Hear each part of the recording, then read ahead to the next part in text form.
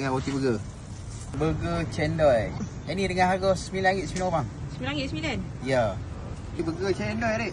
Burger cendol Burger cendol. Wah. Salah satunya yang saya mencipta burger dessert. Burger dessert? Okey, kita naikkan roti burger. Oh, bawah tu apa tadi? Ayam gula? Ayam gula. Itu kita naikkan ais. Oh, ais. Ais. Lepas tu? Kita naikkan cendol.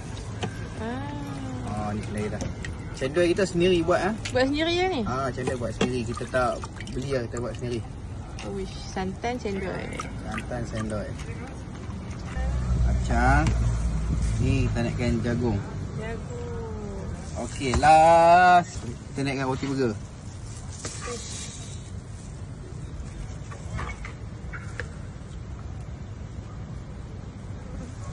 Wah. Ya. Berapa ringgit ni bang? Ini dengan harga RM9.90. RM9.9? Ya. Roti cicah dengan cendol santan ya. lah. Roti cendol santan lah.